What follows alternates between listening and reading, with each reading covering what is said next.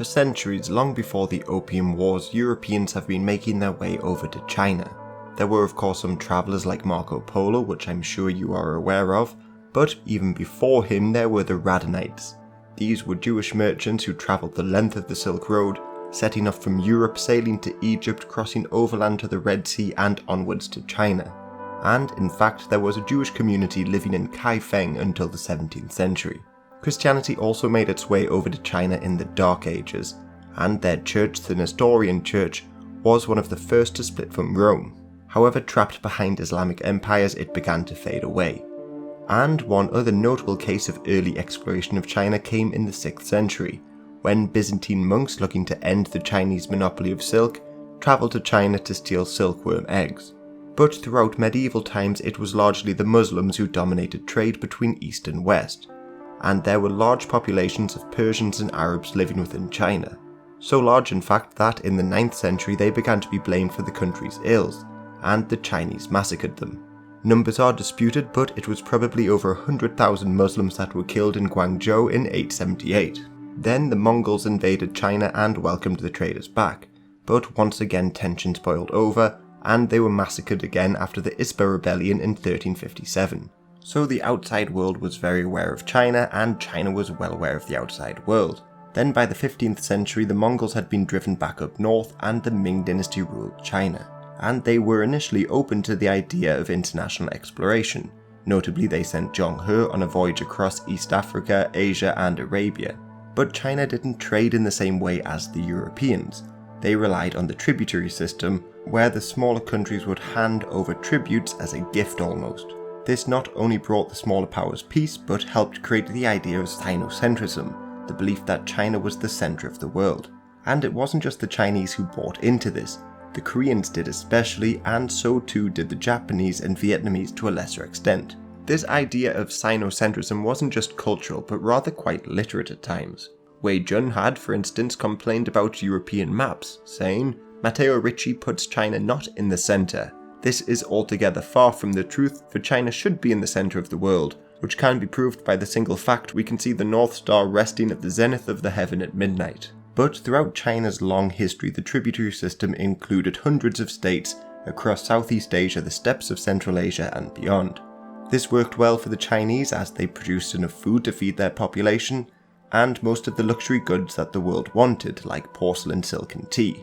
Plus, by avoiding open international trade, this tributary system allowed the government to keep control of prices within their empire. So Zheng He was not so much looking for trading routes, but rather collecting tributes.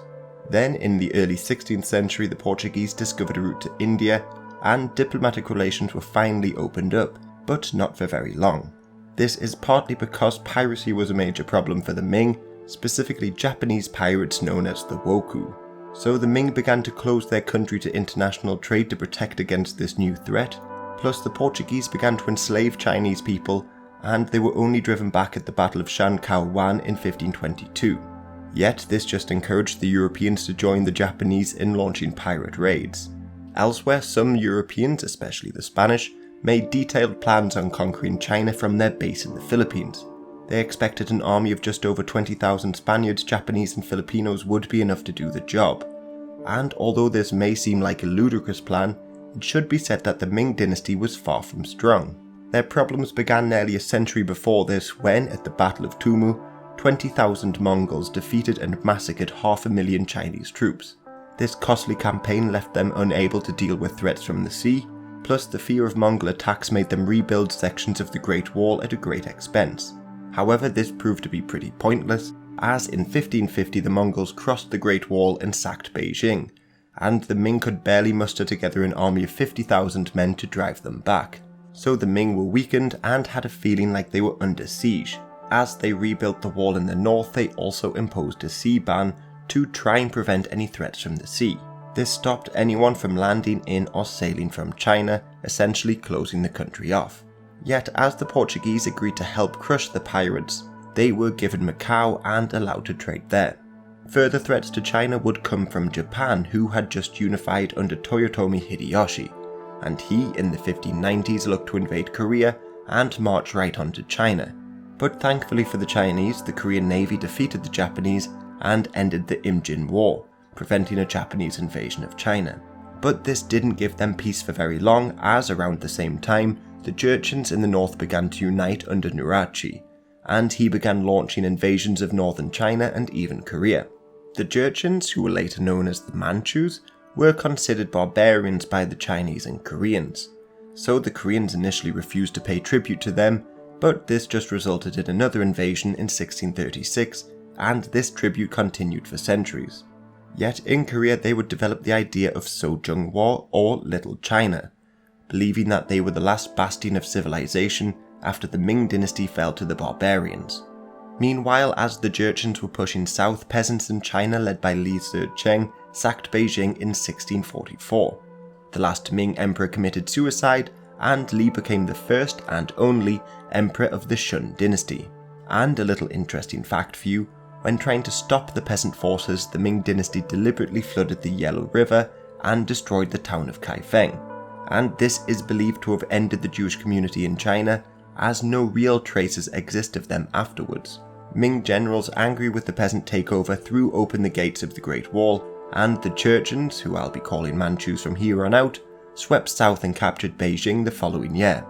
The Qing Dynasty under the Sun Qi emperor had thus come to power in China, and as the Ming had already been defeated, this made their path to claim the right to rule, or the mandate of heaven, far easier. But they were still outsiders in this country. In some regards, their outsider status helped them out, as they gained favour with the Tibetans and Mongols. Plus, their imperial examinations provided opportunities for people from all ethnicities to climb the social ladder. However, there were of course still ethnic tensions between the Manchus and the majority Han population. For instance, they required all Han Chinese to adopt their hairstyle, the queue, which was met with resistance. But the Qing dynasty responded brutally to dissent and often massacred whole towns, like in Jiangyin.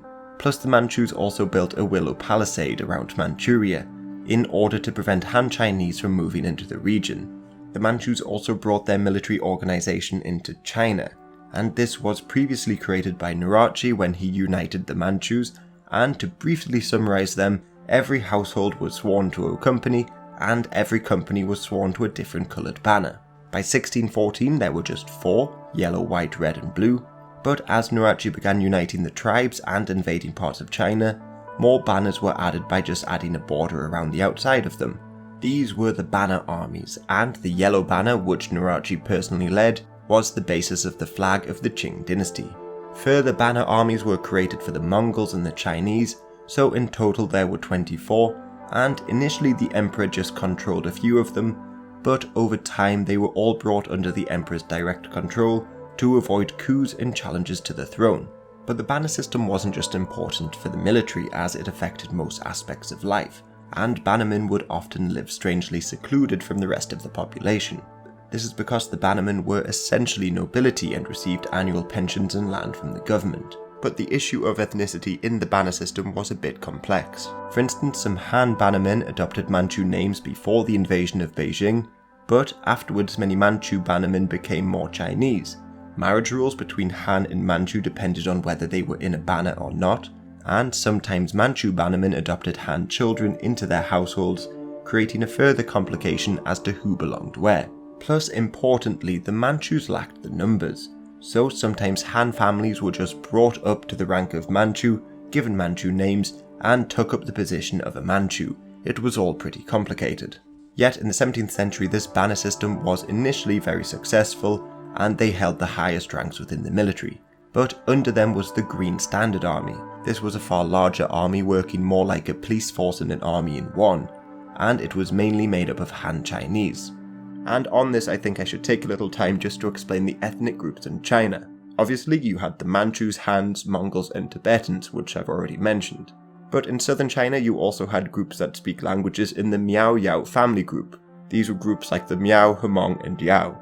Also in the south you had the Cantonese, who would later fight against the Hakka. Then there's the Zhuang, who lived in Guangxi province, and the Yi people, who lived around Sichuan. And it should be said that the regions that they lived in changed drastically over time. Notably, most of these people moved further south in the 19th and 20th centuries. And to avoid persecution, many of them left the country to Southeast Asia and even beyond.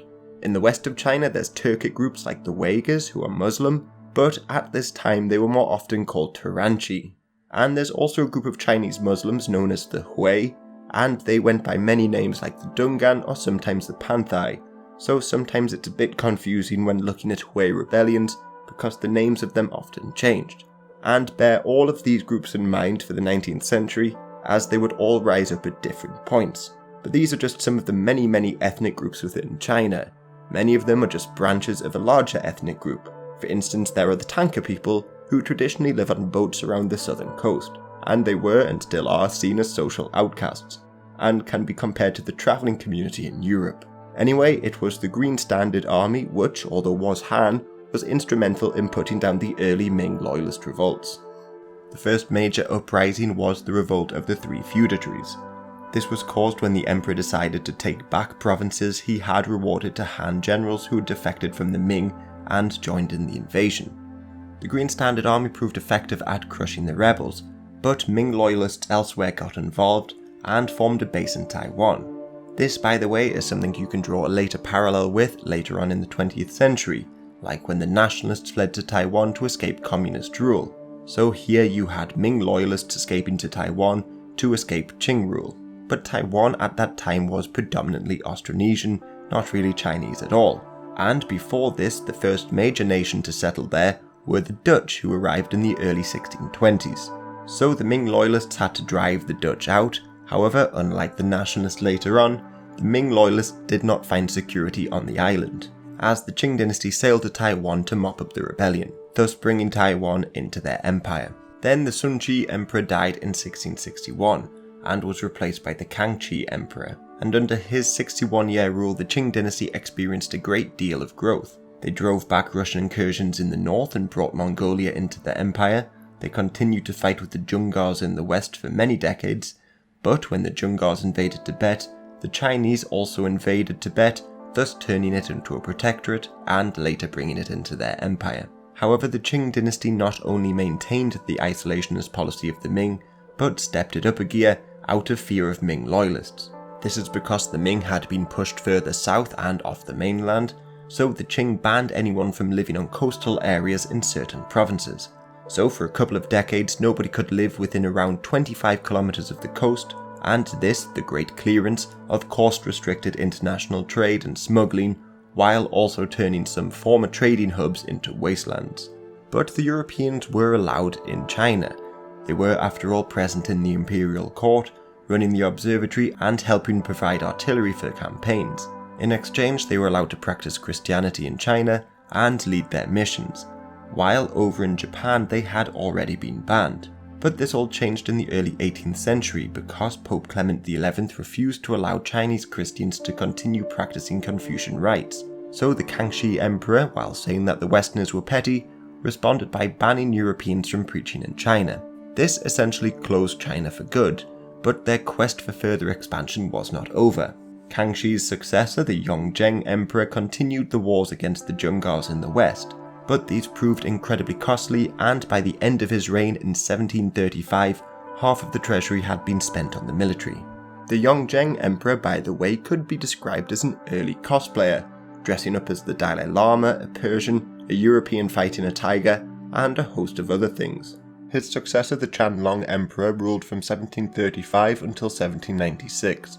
He finally crushed the Koshut Mongols and then launched the 10 Great Campaigns, the first of which finally conquered the Dzungars, and this ended with a genocide which often goes unmentioned, for during the pacification of the region, around 450,000 people, or around 80% of the population, was eliminated.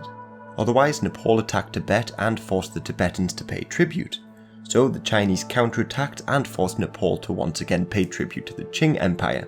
So in these two examples the Qing were successful, but their military prowess was tested elsewhere.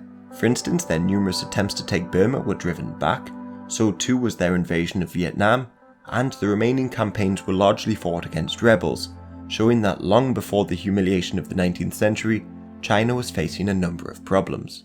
Some of these were ethnic tensions like the Miao Rebellion of 1735, which centered around Guizhou, and the Tibetan Revolt of 1750. There were also religious uprisings during this time, notably Sufi sects in Xinjiang and Gansu, and these Muslim revolts would often brew up until the 20th century. Plus, there were secret societies which were a powerful force in China for centuries.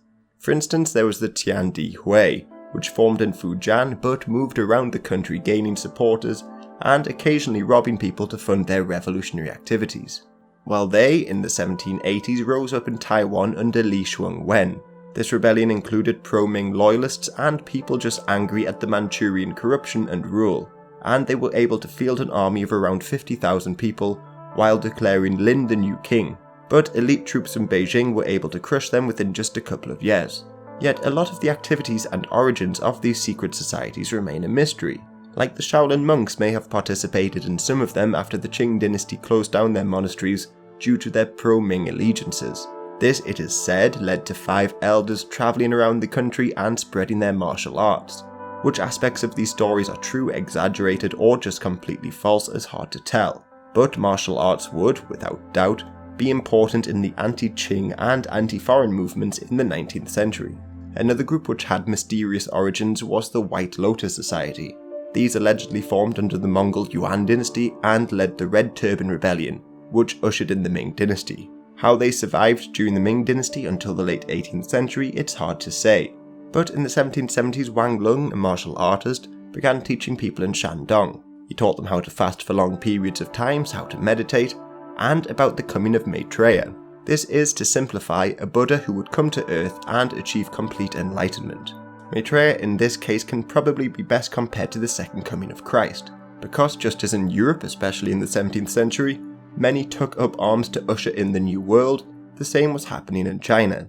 The belief in the coming of a new world is called millenarianism, and again was a recurring problem for the Qing dynasty.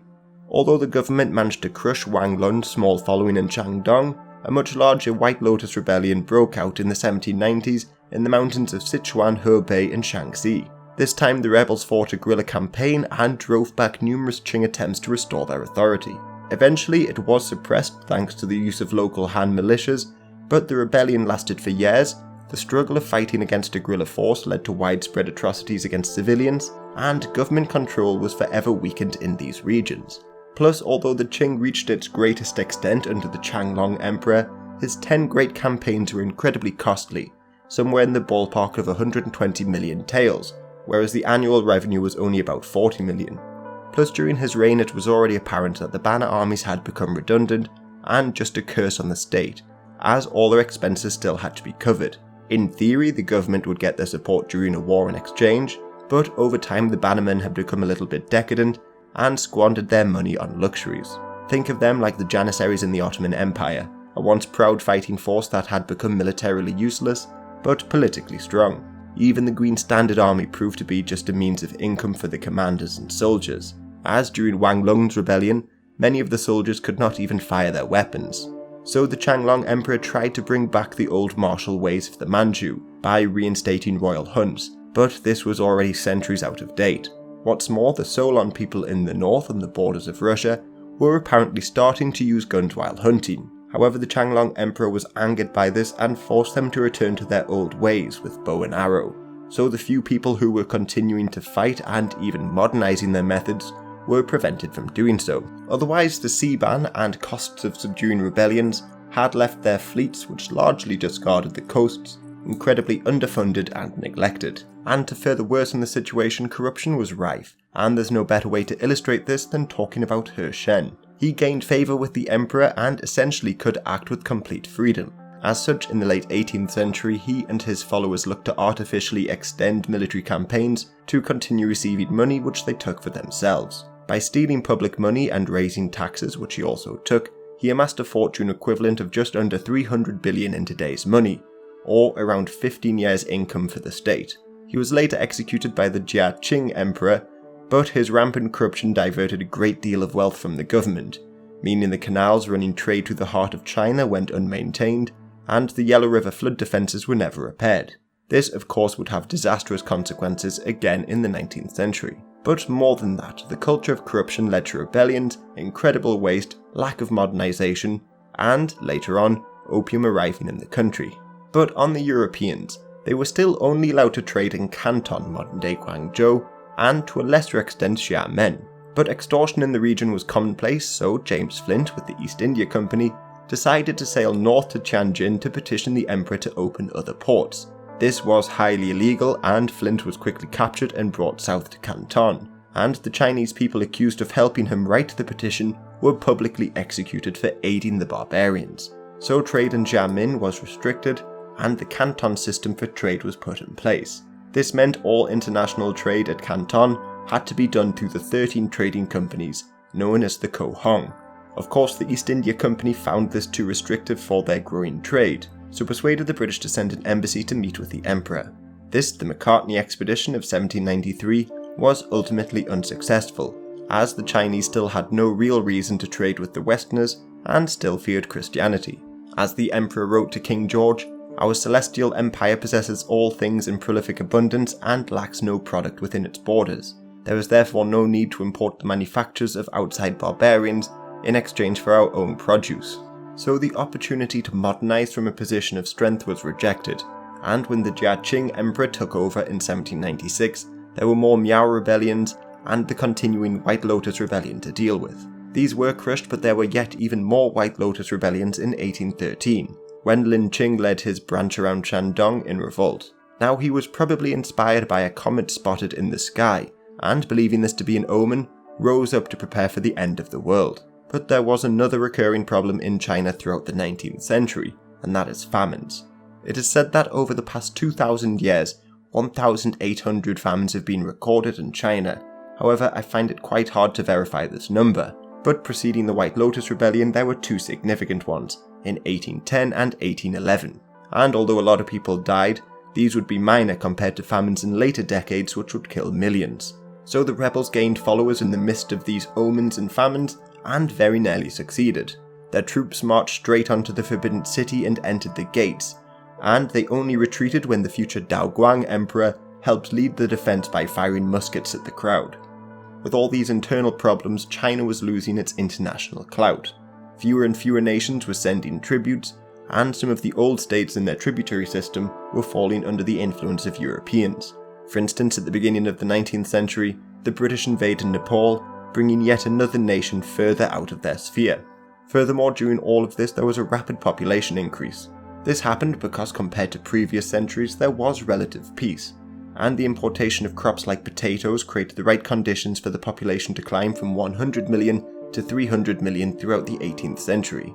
But the government responded poorly to this population increase, and many people were left hungry. So many Han Chinese began to cross the Willow Palisade in the north and into Manchuria, the only place with free land available to farm. So the rebellions continued. When the Daoguang Emperor took over in the 1820s, Muslims in the west took Yarkand, Khotan and the likes. And the only reason this rebellion subsided is because their leader was betrayed and imprisoned. And these successive rebellions had depleted treasuries once again, and to raise money the Qing imposed heavy taxes, especially on merchants. So the Kohong merchants in Guangzhou, seeing their income slashed, were more open to dealing with foreign merchants, and one moneymaker for them was opium. Now opium had always been in China, however, as it only arrived via the tribute system, it was always a luxury for the rich. The East India Company, however, ended that. Looking to end their trading deficit with China, they began growing opium in India and selling it to the Chinese. In 1730 they sold around 1,000 crates a year to the Chinese, but by the 1770s they were selling over 4,000 crates. Various emperors tried to ban the sale of opium, but the Kohong were willing to ignore this. They met the British merchants at sea, brought opium back to the mainland, and sold it across the country. So by the 1820s and 30s, over 30,000 crates were arriving in China annually, and finally the East India Company had reversed the deficit. It wasn't just opium that began arriving in the south, however, it was also Christianity. Early missionaries like Robert Morrison translated the Bible into Chinese, and converted a very small number of locals. Although this Christian community wouldn't really have an impact for decades, successive emperors issued edicts against the practice of the religion. But back to opium. The emperor sent Lin Zexu to end the opium trade, and he began seizing stockpiles and destroying them in 1839. Many British people did not particularly defend the sale of opium, and in Parliament many spoke against the trade. But the British had recently underwent a great shift in mindset when it came to international trade. Spurred on by the writings of Adam Smith and political events like the repeal of the Corn Laws, Britain wanted to trade freely around the world. So the destruction of opium and following skirmishes persuaded the British to get involved, and the First Opium War broke out. On paper, China could have fielded around 800,000 men, with around 200,000 of them carrying some form of firearm. But more often than not, governors had taken money to train and equip an army on paper, but in reality this didn't occur and they took the money for themselves. So it was probably more likely they had around 100,000 men ready to fight. The few soldiers they did actually have were far from battle ready, and it would take months for them to mobilise from the far-flung reaches of the Empire and be deployed to the battlefield. The British on the other hand fielded around 5,000 soldiers and around 7,000 marines and sailors. In theory this would still make them fiercely outmanned, but if you look at various battles fought, the odds weren't stacked so much against them. For instance, at Qing, a couple thousand veteran British soldiers, backed up with Royal Navy cannon fire, defeated around 8,000 Chinese. So they were still outnumbered, but not as much as what you would expect. The Chinese also placed command of their troops in the hands of some pretty inept generals. They were of course given their titles because of their bloodlines, not skill, but more than that, China hadn't really fought an international war in decades, and of course never a modern war, so they just didn't have the experience. There was also a fear that if they failed, they would be put to death, and this resulted in a more cautious approach to war. Often various leaders would refuse to fight or aid their fellow leaders elsewhere, as it was far safer to keep to yourself and preserve your life. A lot of them, however, were a bit cowardly and a bit corrupt. Take the example of Yi Shan. He was tasked with fighting the British in Guangdong, but he distrusted the local Cantonese people. Instead, he recruited soldiers from Fujian and beyond, further delaying any real action he could take, and in the meantime he just spent his days dining and partying with other officers. He tried to launch a sneak attack on the British in Guangzhou in May 1841, but when this failed he retreated back into the city and refused to fight them from there on out. He would, however, still send reports to the Emperor that all was going well, and the British could easily be defeated. While inside the city, the poor logistics in the army resulted in militias fighting over supplies, and he surrendered to the British shortly afterwards, signing the Treaty of Guangzhou that same month. And he wasn't the only general who made peace with the British without authorization from the Emperor. Qi Shan, for instance, had done the same back in January that year. To put this in some form of context, imagine if during World War II, British generals in Africa made peace with the Germans, handing Egypt over to them without informing Churchill. Or on D-Day, just 1/10 of the promised men had actually turned up to fight. Some of the generals refused to take part, supplies were fought over on a first-come first-served basis, and after the first casualties, they made peace with the Germans again. It would, of course, have been a nightmare to actually win that war, and it was the same for the Chinese. What's more, inside the court there was a feeling of almost indestructibility. They, after all, still saw China as the centre of the world, and they looked at the British as rebels, not seeing them as a foreign power. For instance, Lin Shu wrote in his diary, "I hear that the English rebel ships have already forced their way to the fort at Liute." And, of course, most importantly, the British Navy was far better equipped than anything the Qing could throw at them. The Chinese had, after all, spent little on their navy after dealing with so many rebellions, and instead relied on their coastal forts to defend them. Plus, what will again be a problem throughout the 19th century, their navy was divided by region. There were a few in total, like at Fujian and Guangdong. This meant they were not only underfunded, but also uncoordinated, and once again many leaders would seek to preserve their own fleet rather than help the other fleets. So the British had an easy job concentrating their force and picking off small navies and attacking relatively undermanned forts and defences. After fighting in Guangdong, they captured coastal forts like Ningbo, and even sailed up the Yangtze River to cut trade along the Grand Canal. Meanwhile, to the far west, there was a war that not many people actually know about. The Sikh Empire tried to invade Tibet, so the Chinese were forced to sign the Treaty of Nanking in 1842, and this allowed them to deal with the Sikh Empire. However, they had to hand Hong Kong over to the British and end the Canton system. But most importantly, they had to open themselves to the outside world. Outside of Hong Kong, the British were allowed to live in and trade in 5 other ports: Shanghai, Ningbo, Xiamen, Fuzhou, and Guangzhou. Other major nations began to follow suit in demanding trading ports be open, starting with the French and the Americans, and then, strangely, Norway, Sweden. Because of this, Christianity started making ground within China, and one of the early converts was Hongji Chuang. After failing the imperial examinations, he began to claim that he was the brother of Jesus, and in 1850 launched the Taiping Rebellion, one of the most deadly wars in human history, and a catalyst for further rebellions. So to recap, the Qing Dynasty came to power in the middle of the 17th century, but quickly became corrupt and ineffective at governing over such a large population. As foreigners within their own country, the Manchurians faced opposition from the majority Han population, secret societies, conquered Muslim populations in the West, and many more. Upon entering the 19th century, a huge population boom mixed with a poor government led to widespread famines, and natural disasters would only make the problems worse. Yet when people discuss the fall of the Qing Dynasty, they often just cite the Opium Wars, fast forward a bit, and that's it. But going forward, you will see that half of the country was rebelling in the 1850s and 60s, and tens of millions would die. Millions more would die of further famines, floods, and the likes, and all of that would of course lead to the fall of the Qing Dynasty. But I'll discuss that series of unfortunate events next episode.